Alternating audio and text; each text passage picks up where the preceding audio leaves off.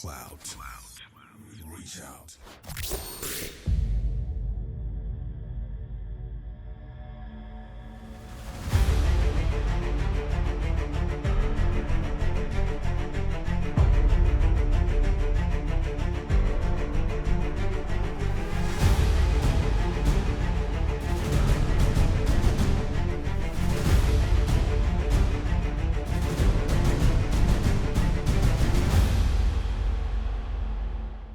Make some noise for Johnny Drille.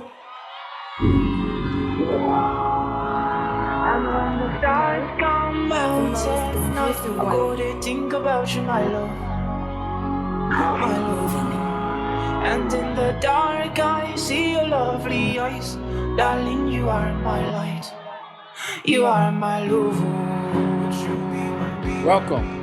Thank you. That story I said is real, though. It's not real. I can't I remember. swear, What it are was you last talking week. No, you didn't see me now. I breezed past Zoom. about? Yeah, I was like, I don't know if damn. I should be. Nobody believes Blaqbonez now. Come on. But wait, how do you drive? I'm pretty fast sometimes, actually, because if you're in Lagos, it's everybody has road rage. So even if you're a soft boy, once you get on this road, That's it's- fair. yeah. That's fair. Shout out to everybody already knows you, but maybe you could just introduce yourself for those that might be tell them all the Okay. soft things that Well, my real name is not Johnny Drille, of course. My real name is John Vincent Igbohosa. Yeah, I know. Igbo. Nothing close to. From Edo State, Nigeria. Oh, Edo people in the house? Oh, nice. Oh, wow, that's amazing. So, it's good to connect. Obaga talk, baby. Yes. Nice. From a nice. family of 7. My father is a pastor. Mom is a pastor as well. Well, I think that's it pretty much. That's amazing. I didn't know there were that many Edo people in the house. Like, can you guys make some noise? I want to know the women to avoid. I need to know the ones that are flying. Oh. Anyways, John Drew, Project Fame was like why a lot of us, first, came across, your voice and everything. But have you been making music way before then, like professionally? Yeah, I think I was always doing music. Been doing music since I was pretty young, from church, like most people. But I think Project Fame was like that first step to stardom. Like people started to know Johnny Drill more from that platform. I didn't win the competition. I didn't even make top 10, but I got my first Damn, 300 followers from there. Damn, bro. You I know, make that. Damn, bro. But that's calm, as far as the platform, at least somebody discovered you from there. Sure. But it took about 8 years from that time. Oh my God, who's my noise maker person? Stand up and raise up your hand.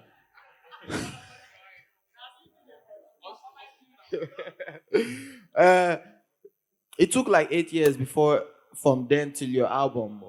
Is there a reason why it took really long for you to make your first album? So if I wanted to put out an album like 5 years ago, I could have. It's just so much that goes into putting out an album. You can be ready, but not everything is ready, or not everybody's ready.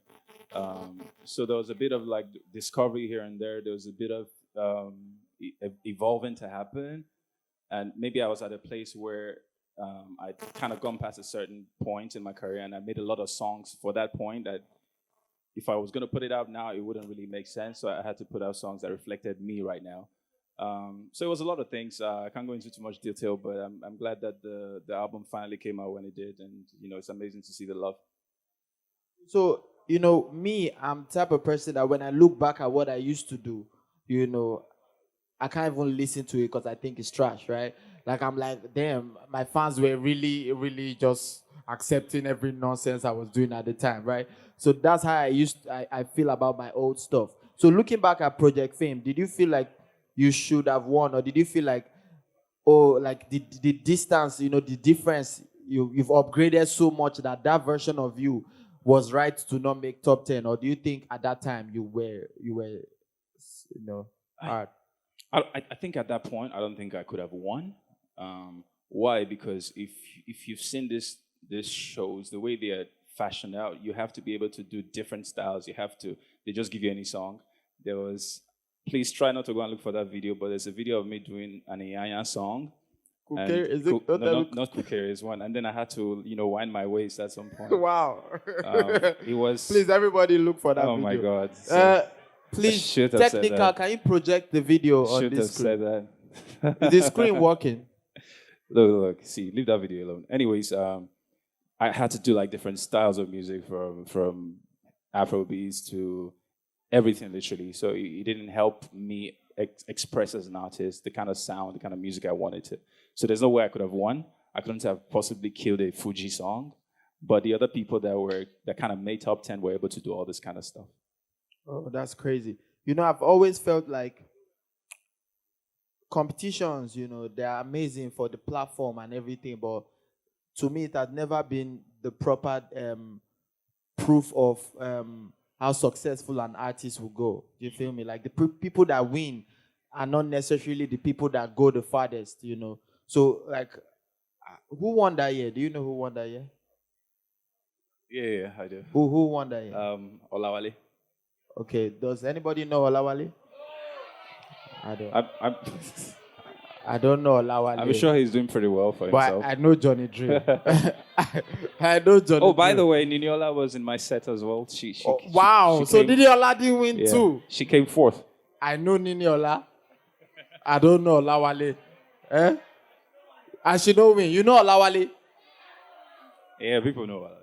But me, I won competition, so. Oh, which one? And they know me, Abi. Which one? My competition was not big at all. It's just one radio station.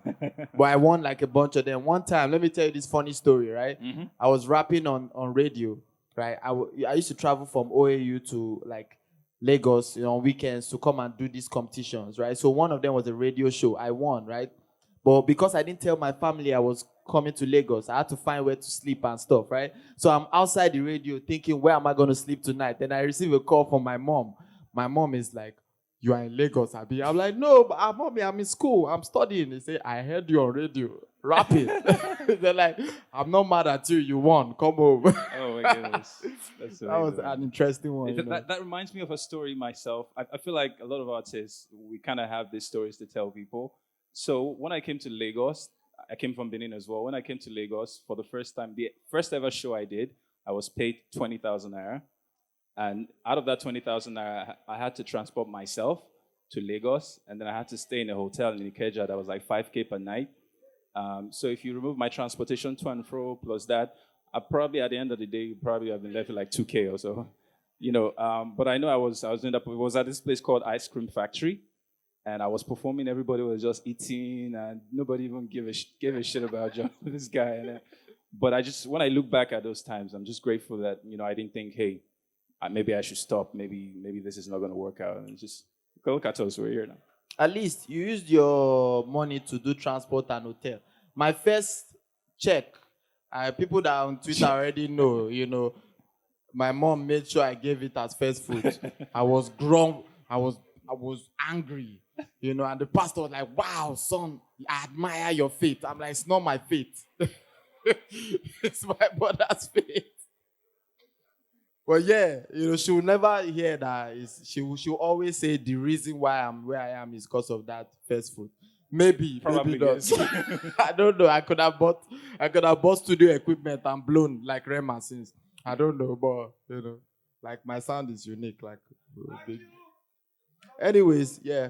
Back to your album, right? Like you said, you could have dropped an album 5 years ago, but you didn't, right? Did that add to the fact that, because this album was like different sides of Johnny Drille, there was like a fun, you brought fun to the album, and you still brought like, the Johnny Drille that we know and love, right? So the album was like more diverse. Do you think 5 years ago you would have been that diverse? And what did you do to get to like this Definitely album? not. I don't think 5 years ago I would have been that. I think that I needed that much time to be able to grow as an artist, to be able to become this Johnny Drille. So 5 years ago, definitely not. But I'm just excited about the kind of music I'm making right now. I'm more collaborative than I used to be, and that's changed a lot in my music as well. Yeah. That's amazing. One thing I could not help but notice, in your songs, some songs from the album, they were heartbreak songs. How has love treated you, my brother, man? Are you like Rikasani? Don't worry, I'm not going to join your gang. I'm not joining your camp. I think it's easy to write about love when you've not. I don't want to say it's easy, but when you've not experienced it, you kind of just writing about all the beautiful things about love because that's kind of all you've been taught. Love and all that beauty and floweriness, and I think when I started to experience it and experience the other side, I started to understand it more and I started to write about the other side as well. So I think it was a lot of growing for me. I still believe in love in all its beauty, but there's also love that is not all that beautiful sometimes. That It's like reminds people me have of, been served breakfast before. It's like, yes. when you talked about, love, it's flowery and everything. Like, the movies really did a number on us because I swear, like, the first time, I, ever made love, let me say that, I just thought everything would just be moving perfectly like in the movies. We'll just go there, bah, it's just, bah, oh, bah, everything's amazing, right? My first experience was so bad. I blocked the person. I've never had a Blocks the conversation. I person. don't want to have, like, bro, I don't want to. I've never seen this person again. I've never had a conversation because it was so bad. I wish I don't- could ask for the details, but Nah, I don't want to think you get would into the say- details. Like, I don't know if there are kids in the building. Are there kids in the building? This girl looks like she's 12. Are you 12? Okay, she's mature. I think it's just the back of her head that looks young. Yeah. So let's get back to it, Yeah. right? So, love at the end of the day, like, the movies try to show us, this beautiful part of love and everything, but when you get inside, that's the reason why for me I'm just, I don't really have time for the romantic love that the society, because I can't be hiding my phone from somebody because me, I know I will cheat, right? It's something that I will do, like, bro, I'm open. If you want a relationship with me, still knowing that I'm gonna be with your friends and everybody else. Sometimes I like, all those stepmom, while she's away. I like those kind of things. Sometimes you have to accept that. But do you think you can ever be in like an open relationship No, type no, situation? definitely not. Like, it must be me and you only. Yes, that's If me. you catch her with Nope. Oga. Just one woman at a time. So wait, let me ask you a question. Let's say this woman has been amazing, right? Mm-hmm. 5 years you guys have been dating. Let's say she's the secret behind your music, right? Like, she's always there, creating with you, inspiring, helping you write, and you've become such a success, yeah?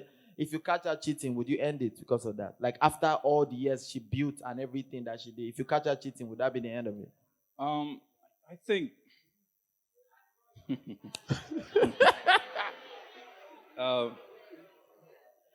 So. Wait. I'm trying to find the safest way to answer this. So I think that everybody have like a certain threshold of something they cannot forgive, and I think my own threshold would probably be cheating, because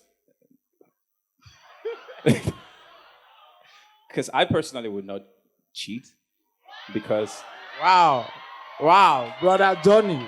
Hold on. Calm down now. Hold on.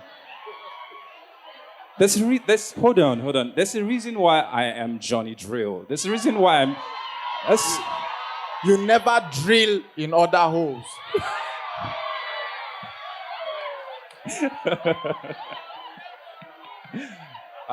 Anyways, that's just me personally. Like, I'm not a cheat. I've never cheated in my life.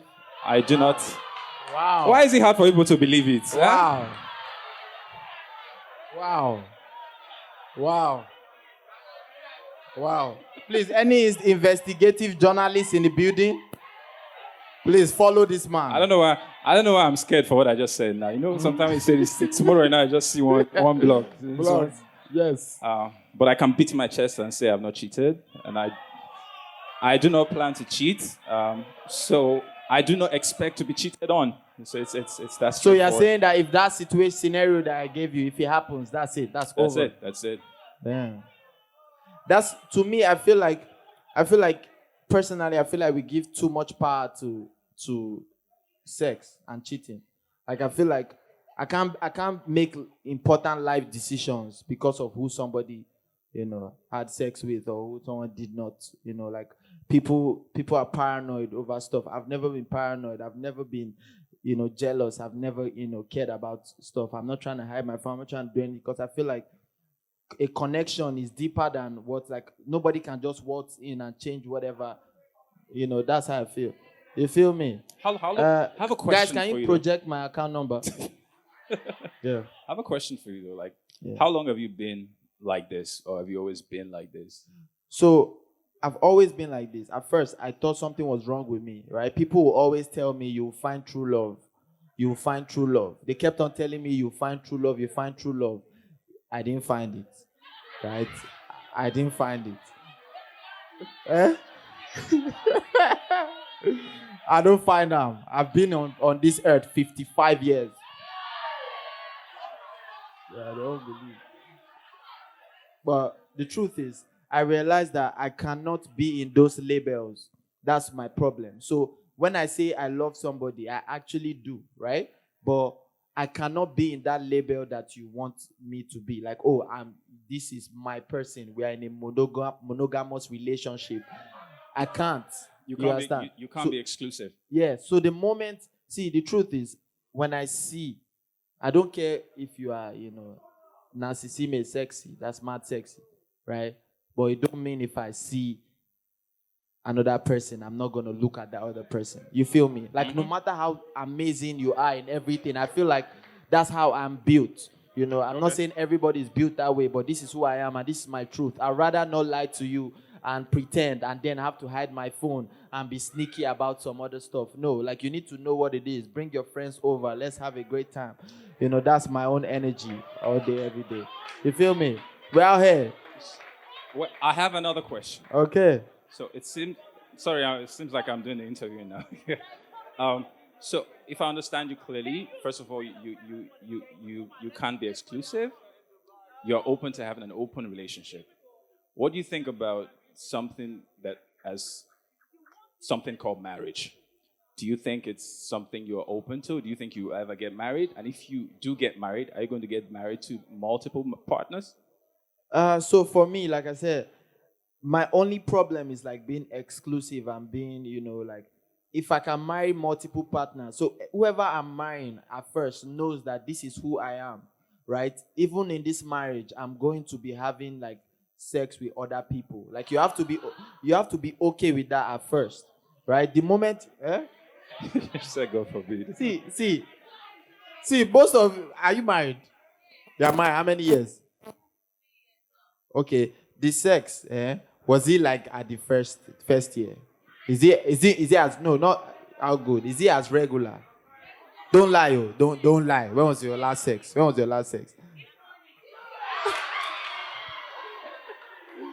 Wow, I don't trust you. What's your name? I never trust people named Rachel. Are you the husband? So don't want that. Are you married? Is your husband here? Beautiful. The sex. Big G. The sex, is it as regular as, at the beginning? It's not, right? So there's a natural, like, if you Google, right? Human beings get bored of the partner's parts, body, sexual parts, after 6 months to 1 year. No, I'm just telling you the truth. This is a fact, right? So what you're telling me is that if I decide to be married and monogamous, it means that after 2 years, I'll stop having sex generally in my life. Or 5 years later, no more sex. Just roaming around, watching Alexis, Texas. Huh? That's what I feel like.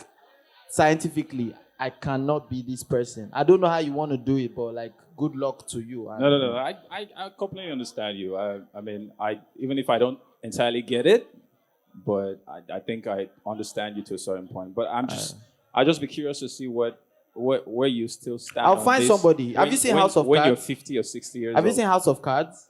No, I haven't seen that They yet. are old, like two couples. They're old, but that's what they do. Like they have an amazing open marriage. You feel me? Like, they are both involved in like freaky stuff. What does your mom think of this, though? I think my mom thinks I'm using it to promote music.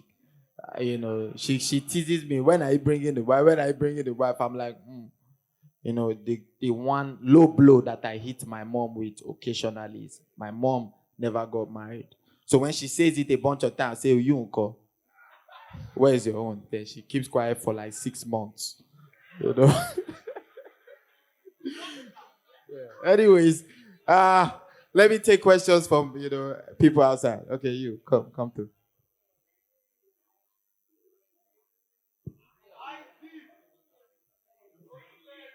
Big G, no questions today. No questions.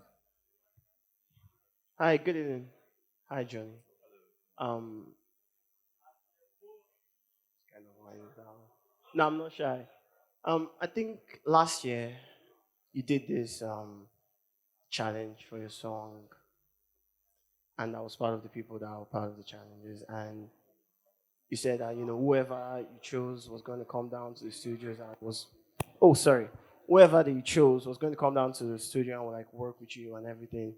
And then, like after 2 weeks after my social, I didn't get anything. Then one day, all of a sudden, I saw, "Hey, bro, are you in Lagos?" And one of the highlights of my life, by the way, and I got a follow from you. But then after that, I was like, "I'm in Lagos," but then I didn't like get any reply.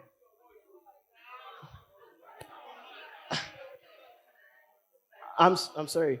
After that, I replied you and I was like, I'm in Lagos. So I know you're a very, very busy person. And probably this is one of the occasions where I'm going to come out there and I don't know what was going on. Maybe you had a change in mind or something like that. Sorry, don't lie. That's why you came in. You saw that.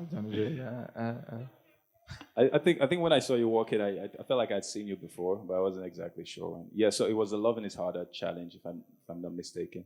Yeah, so we did have a few finalists, and I tried to personally reach out to all of the finalists, which I think you were one of them.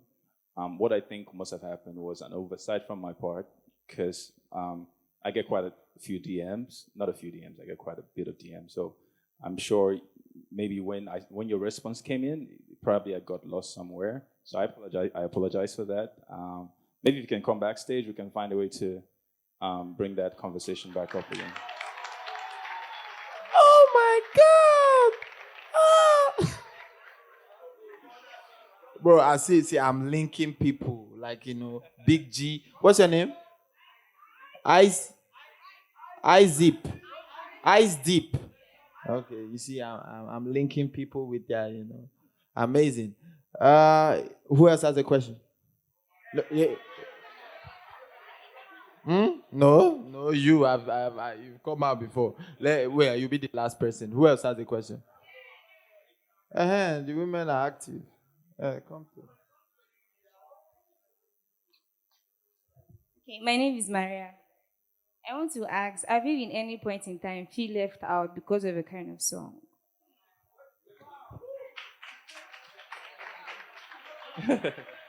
Yeah, that's a valid question. Yeah, good question.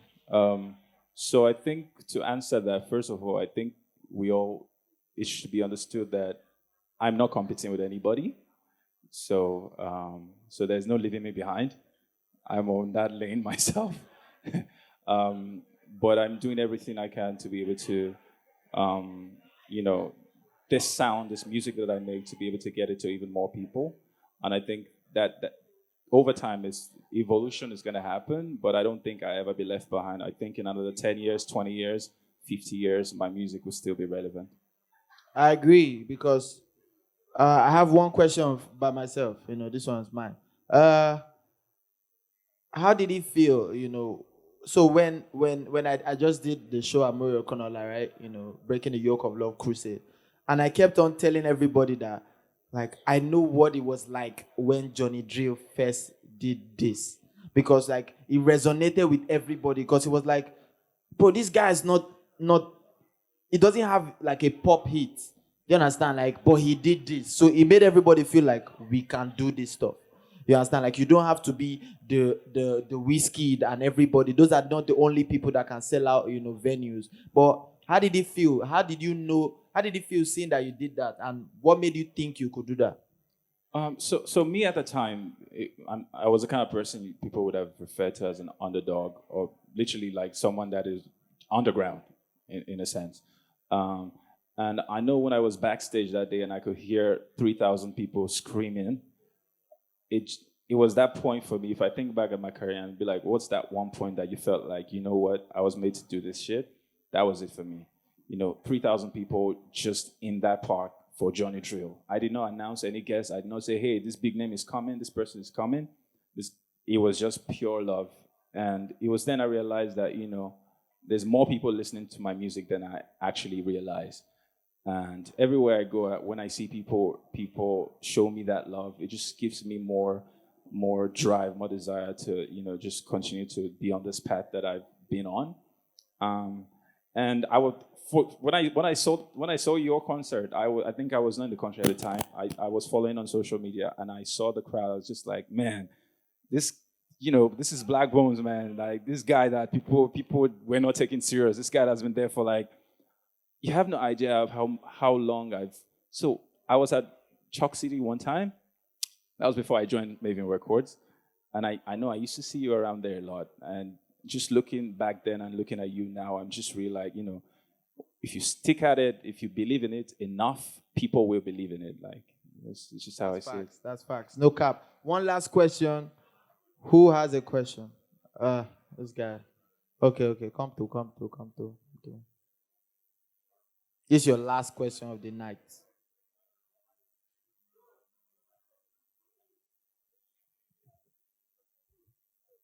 Bro, as I'm so very very happy to see you right now. Like when your album dropped before we fall asleep, when I listened to that album, I was in that world actually. That album is mad. I told my guy that no, next time I see John, I have to tell him that no, this guy, bro, you're too good. No, I'm actually supposed to see you before now. Actually, I'm a model, so I'm supposed to be on one of your music video, but I was not available for it. So I'm seeing you right now, so I have to tell you, bro, please. Okay. Thanks, man, My question is this: while we were creating before we fall asleep, I actually felt the vibe of loving is harder. That was like my best song. Actually, I was connected. So I just want to ask you that when you're writing these songs, where do you get your inspiration from? Like, how do you just write your words? How do you just connect? I don't understand, bro. I love you, man. I love you. Okay, is that a question? Okay. Yeah, how do you get the words and everything? I don't think there's one way. Sometimes I can't remember how I started Loving Is Harder, but I know the weirdest way I've gotten inspiration for a song was playing FIFA. I think that was 2015. And then there was this music that came on and it kind of sparked something in me. And then I quickly went and recorded a melody outside. So it can come in different forms. It can be a beat, it can be someone else's song. But at the end of the day, I think overall, I like to tell stories with my music. I do not like to sing about vague things. I find it very difficult to be, to be poetic in a sense. I like to tell stories and make them as simple and straightforward as possible. So I think that's it for me. So I don't know if that answers your question. Okay. Thank you. One last one from him over there, and that's it. Thank you. Good evening. So I was at a show, the Skybox show, the last month, I think. Yeah. So my question is, how did you build at what point did your community transcend to mainstream? Because right now, I do stand up, right, and I have a community. And as of now, wherever I say I'm coming to, my community follow me. But at what point did your community turn to a mainstream brand? Um, so to be honest, interesting question. So I can't really like pin it down and be like, this is the point where I started to like, more people started to come. I know it's been a growth process. It's kind of been gradual. What I know I've always tried to do is to make the Johnny Drill fan base not feel as though they are fans, but more as though they were part of my community, like they had a stake in Johnny Drill. That way, the connection felt stronger in a sense. So I think that's been my strategy. Every now and then, for example, when I was doing my album, before I released my album in Abuja, I went to some of my fans' houses. I asked for their addresses. They sent to me. I went to their houses to play them. I drove around, went to their houses, played them the album first before it even came out. I know one year during Christmas, You I can couldn't only go home. do that in Abuja. Yeah, we can't do that in By the Lagos. time you definitely. drive around Lagos. Definitely Lagos. I know sometime like in 2017, I was in Lagos for Christmas. I didn't go home. I went to some fans' house and we did like a mini concert. Invited some other fans. So that's always been me. Sometimes I put a phone number online. I'd be like, call me. I'd love to hear from you. All that kind of stuff. So it's felt like a community over time. And I think I don't know what's going to be the next step for me, but I've always wanted my fans to feel as though they were part of my family as opposed to say they are fans. That's amazing. I try to do that myself, but I don't go to their houses. I don't put any number. But, I try to make them feel, by ignoring their DMs, but I try to make them feel. I'm kidding. I'm nice, right? I'm nice. They always comment me on Twitter. I'm like the one guy that, engages, people and stuff, but because it's amazing, it's important to, embrace. Shout out to you, for coming through. Shout out to you for Thanks for talking, having me, man. your talk, telling us you've never cheated. We are going to be watching to make sure that, that's true, which, a lot of us are doubters if we catch you. Don't worry. Thank you so much, my bro. Blessings, man. Make some noise for Johnny Drill.